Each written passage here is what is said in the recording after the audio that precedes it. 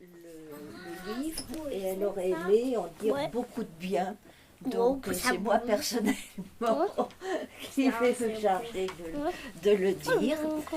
Et je voulais donc poser quelques questions à ce sujet-là. C'est-à-dire simplement, vous avez donc, je crois que c'est le premier livre que vous Publié, oui, voilà. Le premier livre publié. Voilà. Qu'est-ce qui vous a fait venir vers l'édition d'enfants, hein? Et deuxièmement,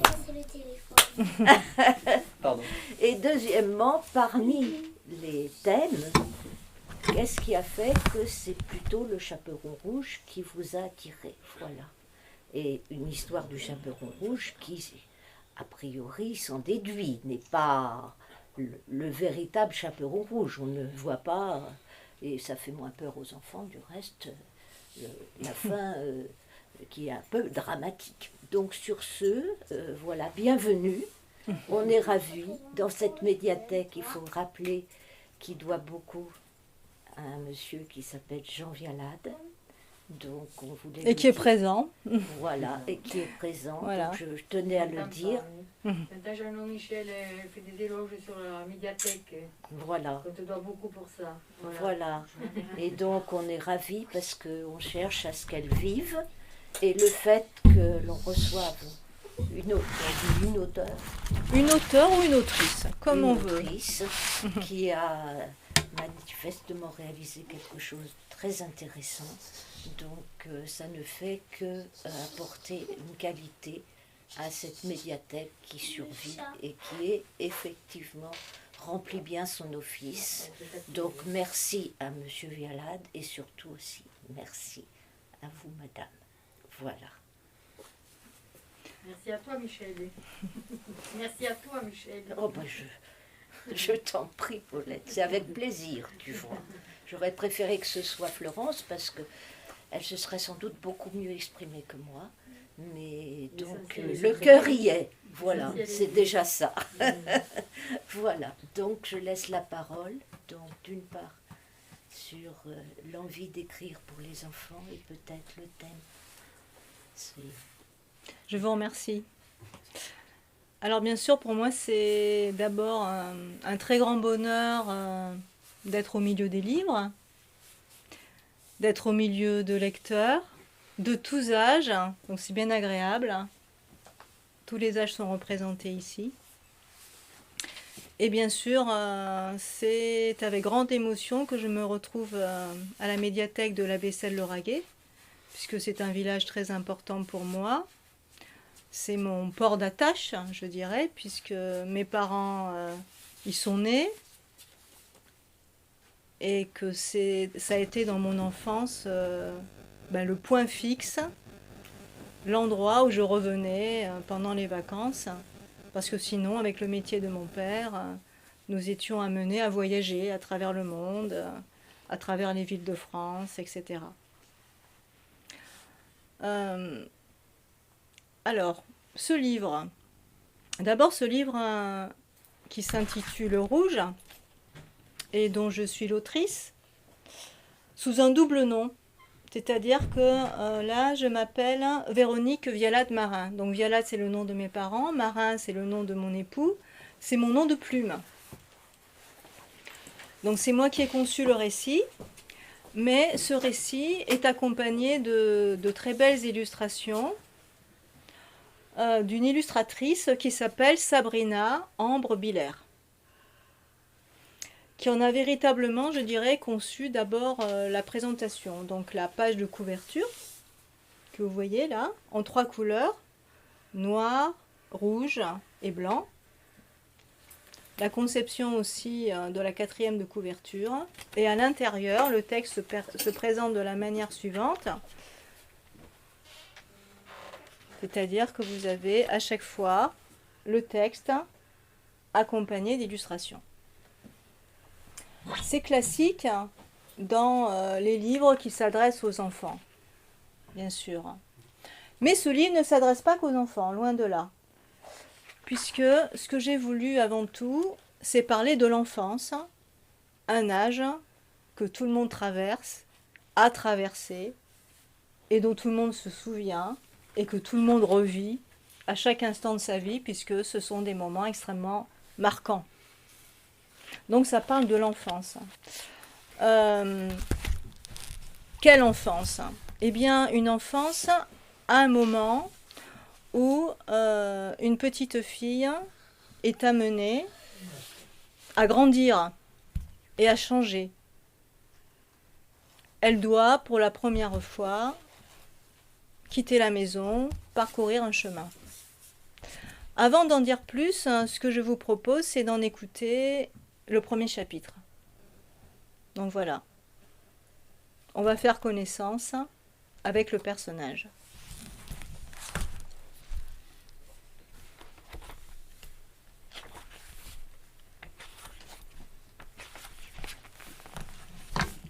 Rouge,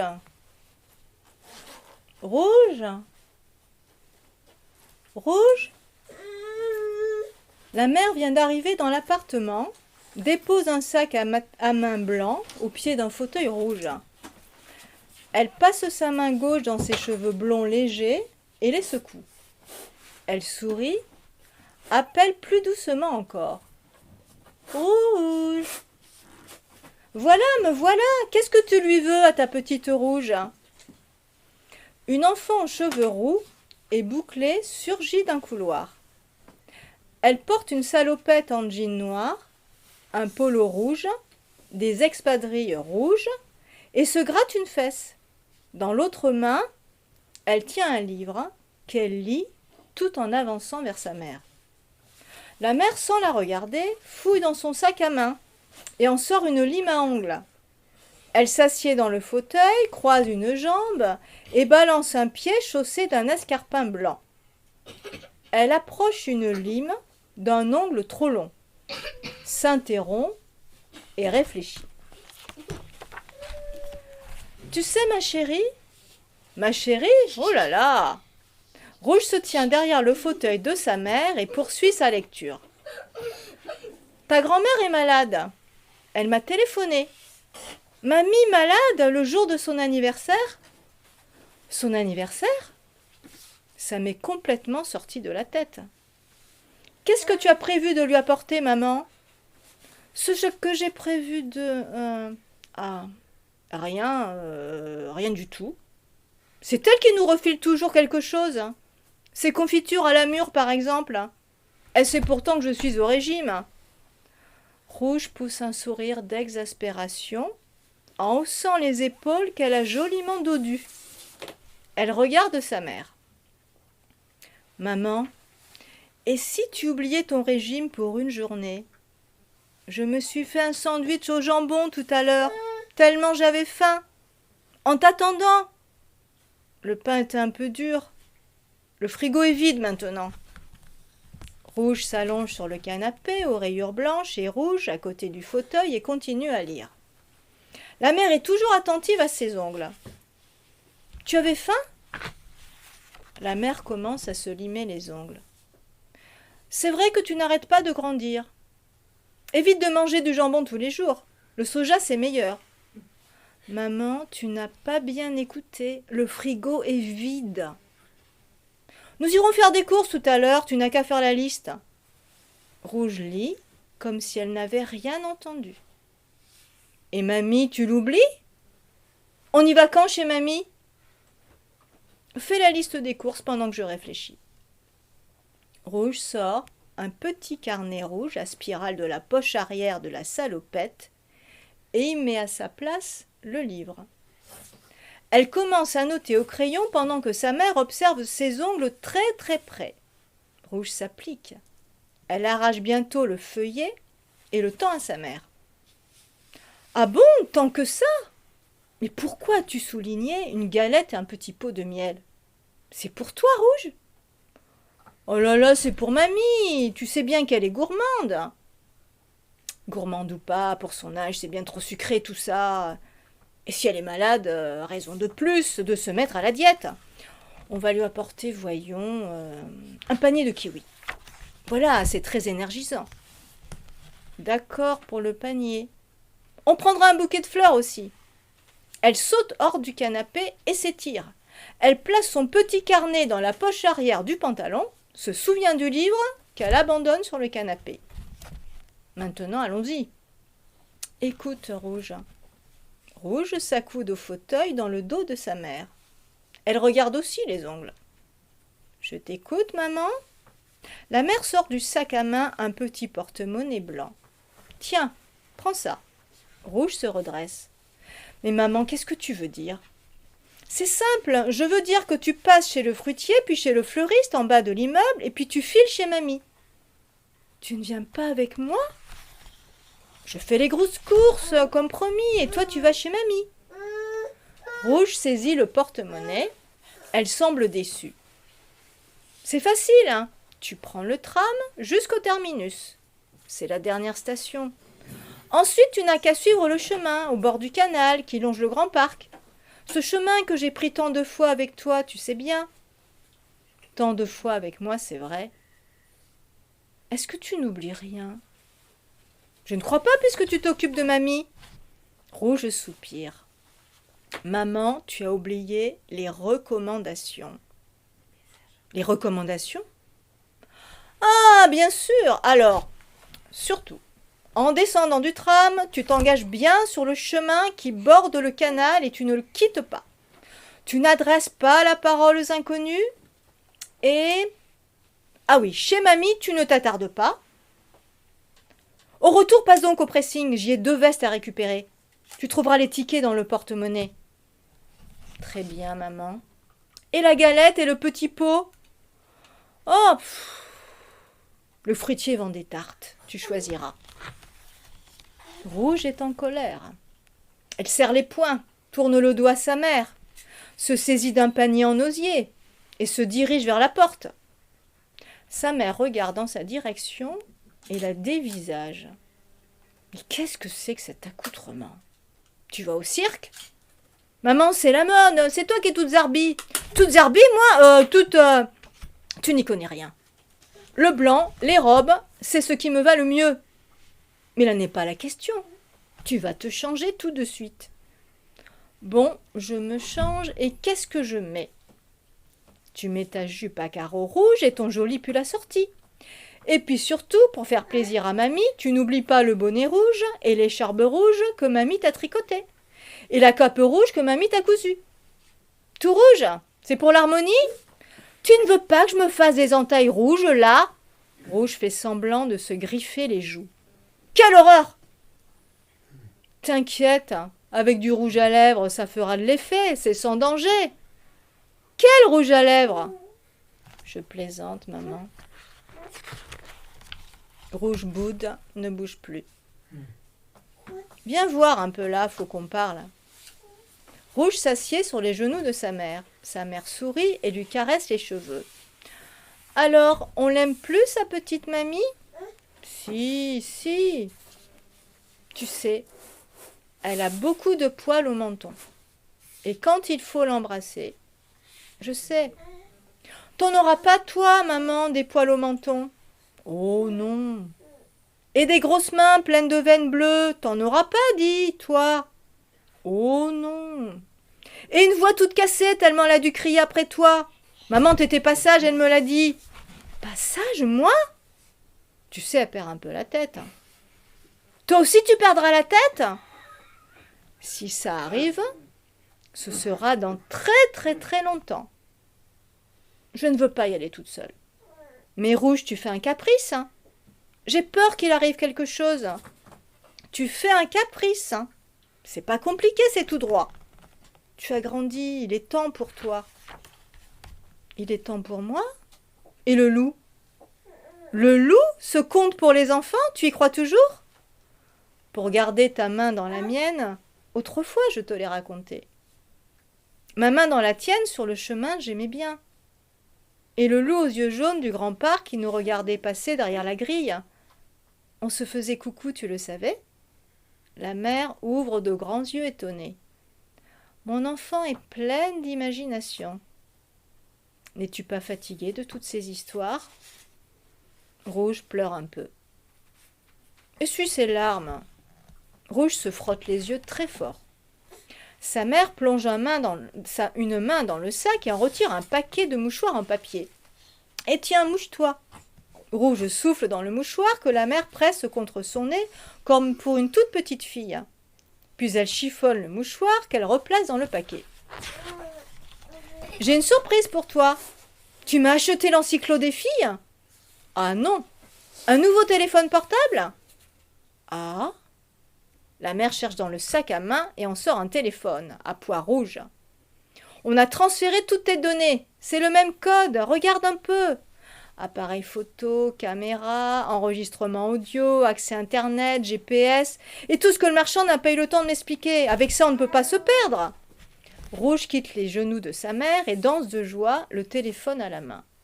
« Ah non, on ne peut pas se perdre. Maman, super, super, super. Je te ramène ce soir une photo du loup. Mieux, une interview du loup. Mieux encore.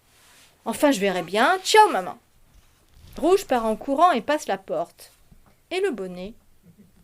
Rouge réapparaît et attrape à la patère le bonnet. Voilà. Et l'écharpe ? Ah oui, l'écharpe. Et la cape, je sais. Grand-mère sera si contente. Rouge passe la porte, puis revient sur ses pas pour prendre le panier. La mère continue à se limer les ongles et sourit. Et je vous montre l'illustration de la fin de ce chapitre. Voilà.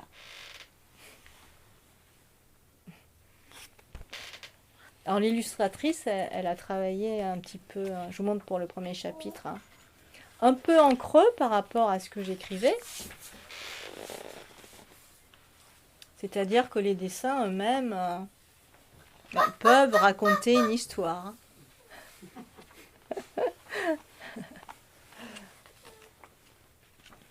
Voilà. Comme ça, hein.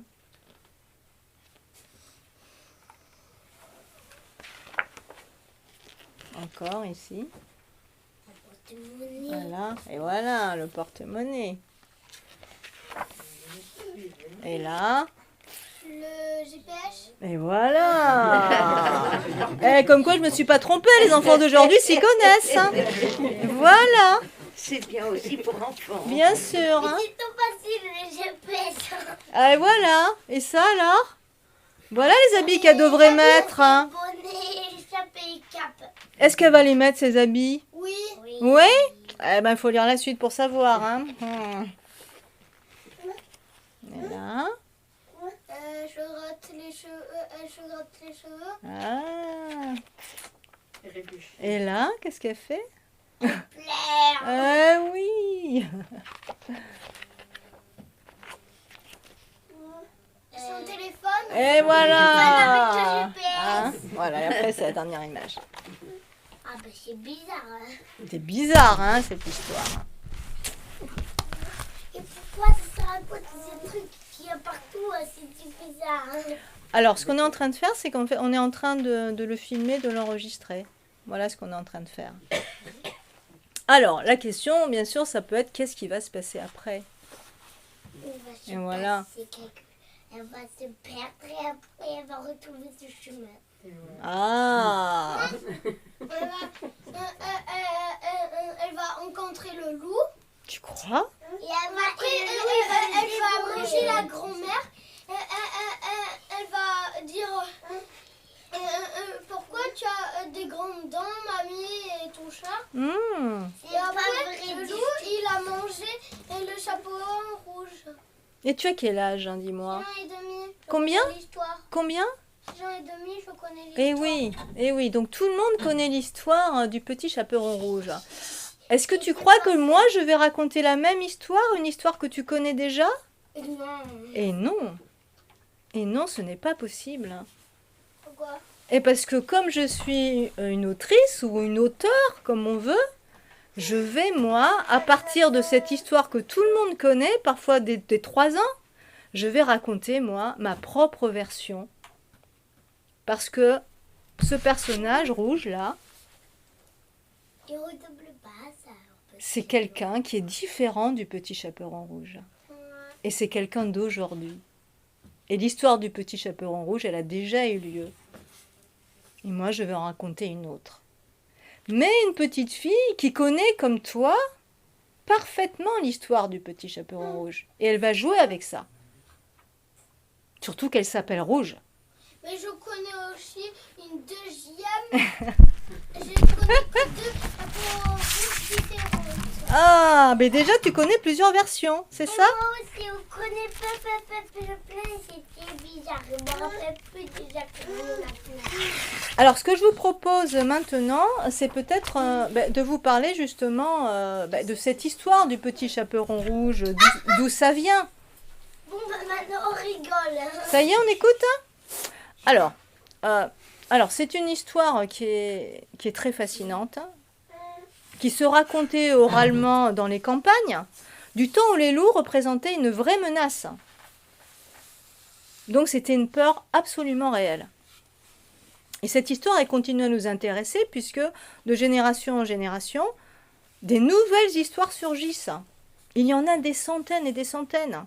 Et je ne parle que pour l'Europe, parce que je ne connais pas des versions en fait d'autres pays.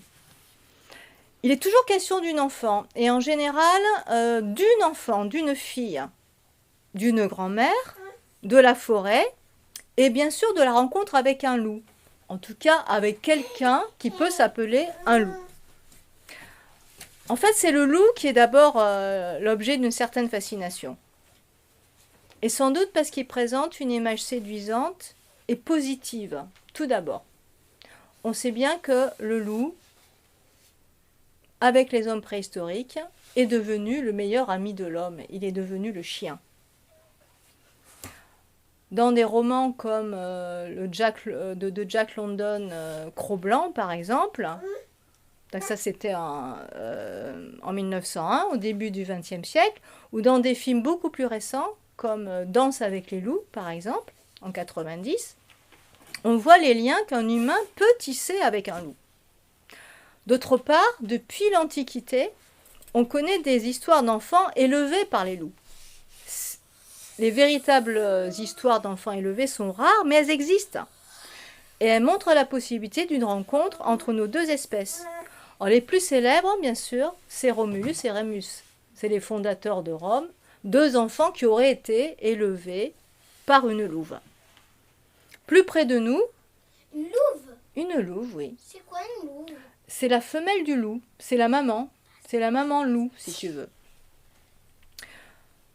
Mais plus près de nous, on connaît l'histoire d'un enfant qu'on a appelé l'enfant sauvage, qui est Rémi, dans un film qui a été immortalisé par François Truffaut en 1970, où on raconte donc qu'on a retrouvé un enfant qui a été élevé par les loups, et tout le film raconte justement sa difficile rééducation, parce que lui, eh bien, ce qu'il aime, c'est la nature, c'est la liberté, c'est humer les odeurs, c'est marcher à 4 pattes, c'est manger directement avec la bouche, etc.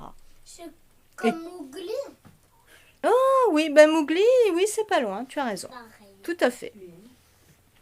Dans le petit chaperon rouge, le loup, il est séduisant, oui.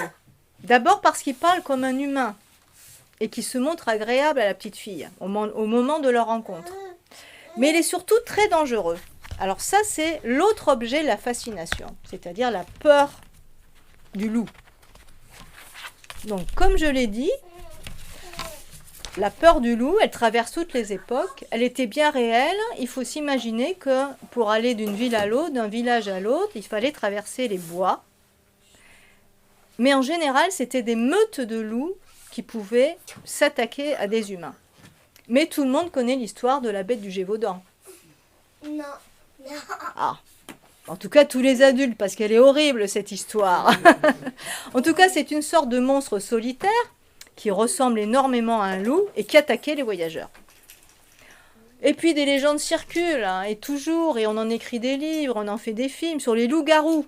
Les loups-garous, ce sont à moitié des humains, à moitié des loups. Ouais, en fait, c'est comme Pyjamasque. Ah, moi je ne connais pas Bijamax, mais tu dois avoir raison. C'est cette monstruosité du loup qui va être reprise pendant longtemps dans les histoires qui sont racontées à propos du petit chaperon rouge. Mais la première version qu'on connaisse écrite, parce qu'en fait nous on fait partie de gens qui finalement ont entendu des histoires qui étaient écrites, C'est au XVIIe siècle avec l'histoire de Charles Perrault. Charles Perrault, d'où il tire cette histoire? En fait, de la nourrice de son fils Pierre. C'est Pierre qui la lui raconte d'abord. Cette nourrice, c'est une paysanne. Elle la tient de sa grand-mère, qui la tenait de sa grand-mère, etc. Et qui était en fait transmise de génération en génération lors des veillées par un public qui ne savait pas lire. La version de Perrault, elle s'adresse d'abord à un public d'adultes. Et s'il y a des enfants, ils sont accompagnés d'adultes. Dans ce conte, c'est la malice du loup qui est mise en valeur, ainsi que son talent de comédien. Il obtient l'adresse de la grand-mère, il contrefait la voix de la fillette pour entrer chez la mamie, il dévore la grand-mère, il accueille ensuite l'enfant en se faisant passer pour la grand-mère. Mais l'histoire est cruelle parce qu'il dévore l'enfant à son tour.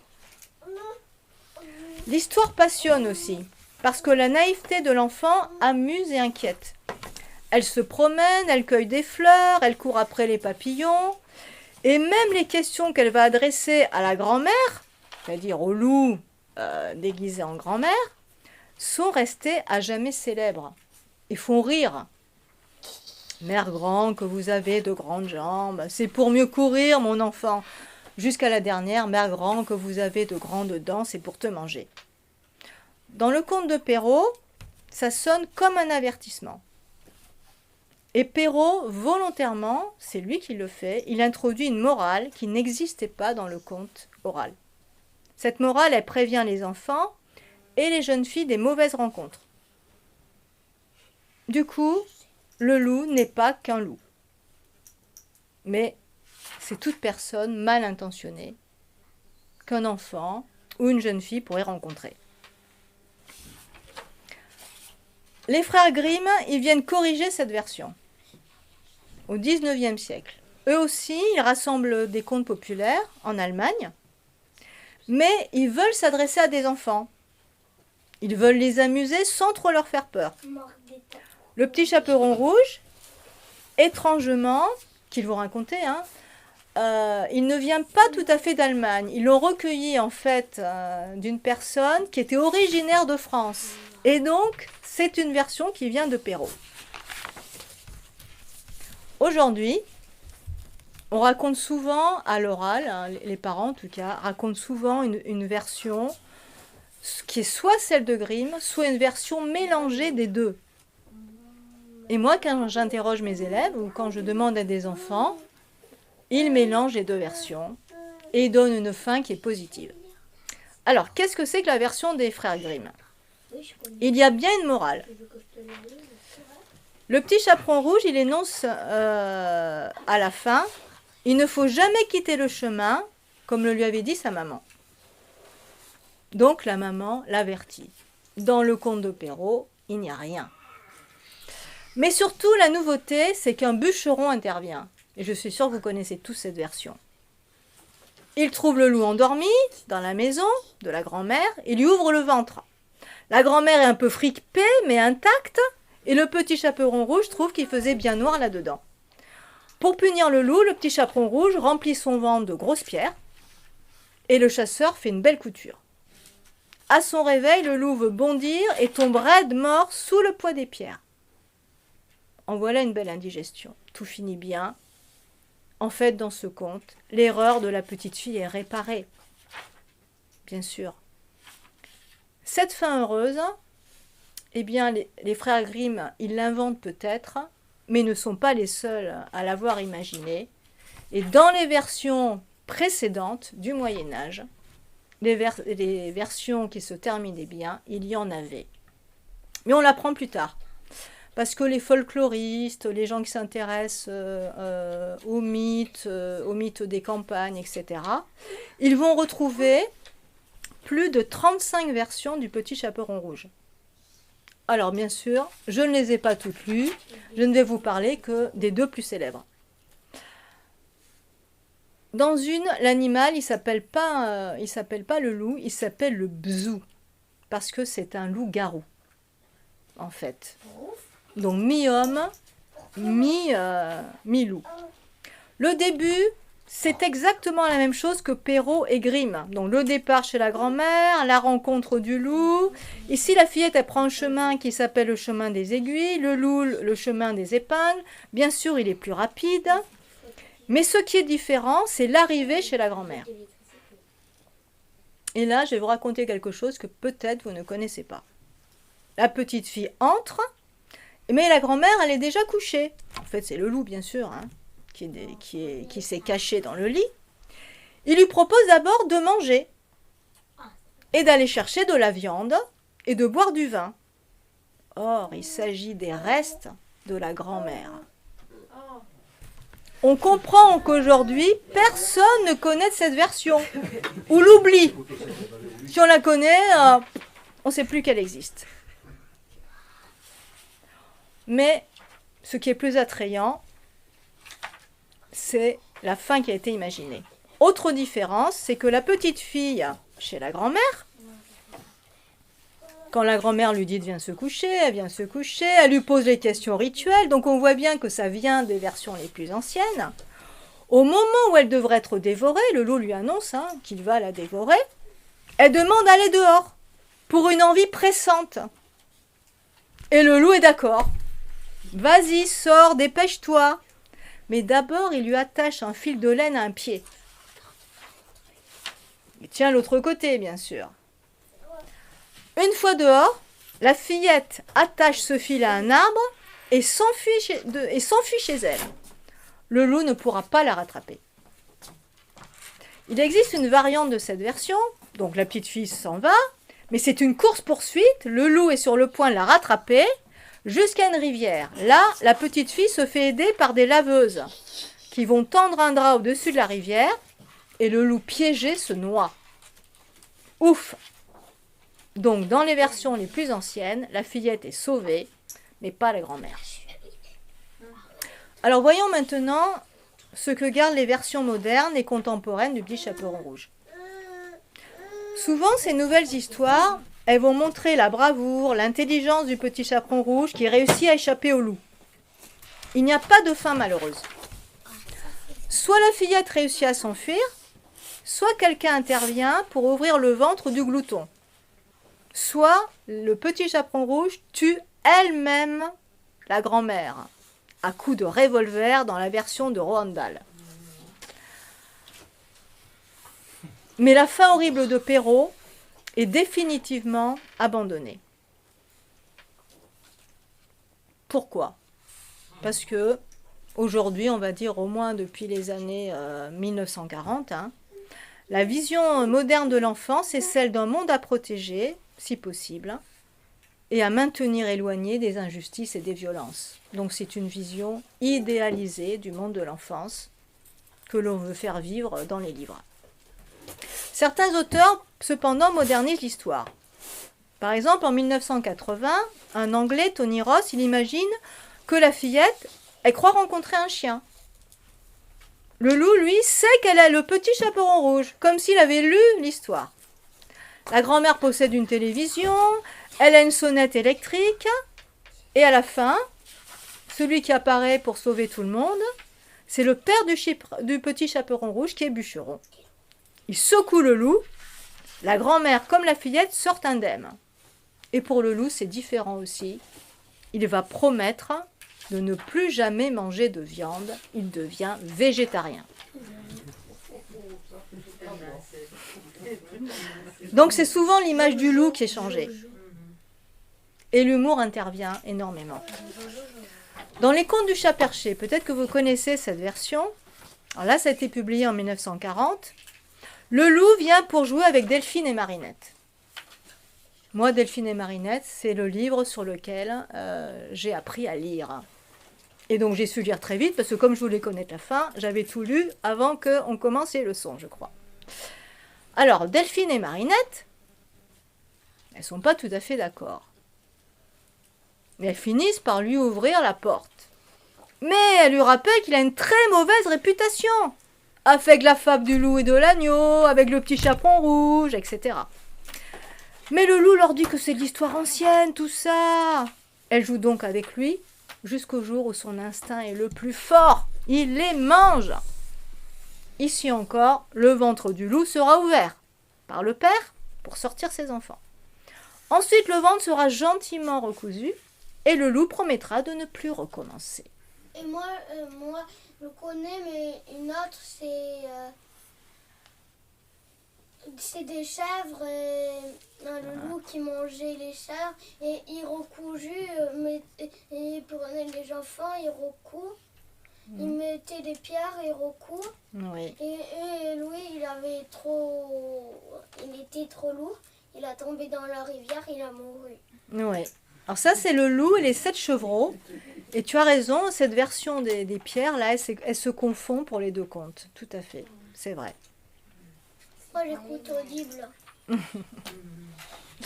Alors, donc pour finir sur ces histoires-là, un dernier exemple, parmi la multitude des livres qui existent, hein, c'est impossible de les avoir tous lus, et puis ça continue, bien sûr. Hein. En 1980, dans les Contes à l'envers, les auteurs, ils sont deux, c'est Dumas et Moissart, ils vont proposer l'histoire du petit chaperon bleu marine. C'est la descendante du chaperon rouge. En fait, le chaperon rouge, c'est sa grand-mère. La fillette, elle veut à son tour devenir célèbre. Il n'y a pas que sa grand-mère quand même dans la vie. Elle habite Paris, elle se rend au jardin des plantes en autocar, trouve un pauvre loup en cage qu'elle invite à venir chez sa grand-mère. Mais lui se méfie, hein, parce que les histoires comme ça, il en a déjà entendu parler, et il n'est pas d'accord. Mais elle a ouvert la cage, donc il sort. L'enfant, elle arrive à destination, chez sa grand-mère, et elle est convaincue de trouver le loup à la place de sa grand-mère, qui doit être dévorée. Donc, elle avait prévu de sacrifier sa grand-mère dans l'histoire. Elle dit, on ne fait pas d'omelette sans casser des œufs. La grand-mère a beau protester que c'est elle, que c'est pas le loup, que c'est bien sa grand-mère, qu'elle devrait la reconnaître, etc. La petite la fait sortir de force, la fait marcher à 4 pattes et la conduit jusqu'au jardin des plantes pour l'enfermer dans la cage. Ensuite, elle alerte la police, la presse arrive, le préfet, etc. Bien sûr, tout le monde voit derrière les barreaux une pauvre grand-mère terrorisée. Tout Paris est consterné devant l'attitude du petit chaperon bleu marine. C'est donc là, elle, qui devient le monstre. Le loup, lui, il a fui en Sibérie. Il est devenu un grand conteur auprès des siens, car il a horreur de chasser. Il existe aussi des versions plus fantaisistes encore. Hein. Certaines sont émouvantes, surtout quand le loup et l'enfant deviennent amis, par exemple. C'est assez fréquent. Il existe aussi toute une génération d'auteurs qui s'éloignent volontairement du texte initial pour privilégier le personnage de la fillette. C'est ce que j'ai choisi, moi, de faire. Le texte donne des éléments de l'histoire de cet enfant, les liens avec sa mère pour certains, d'autres avec sa grand-mère, etc. Et le loup perd ses contours d'animal. Il devient une rencontre. La fillette, du coup, elle n'est plus présentée comme une enfant à protéger. Mais ce qui va être mis en avant, c'est que c'est une enfant qui grandit et qui doit avancer seule sur les chemins et prendre des décisions. Et c'est par la parole qu'elle va exercer sa liberté, par le jeu, par son esprit, par son imaginaire. C'est comme ça qu'elle apprend à s'adresser aux autres. Voilà. C'est tout.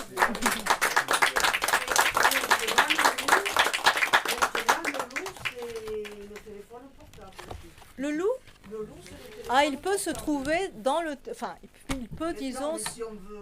Oui, il peut utiliser le téléphone portable, oui, bien sûr, puisque ce sont les liens entre humains. Ouais.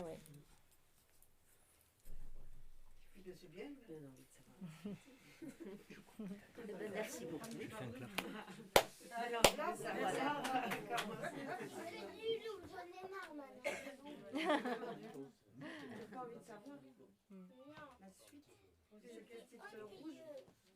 Alors, je peux répondre à vos questions si vous voulez maintenant, si vous en avez.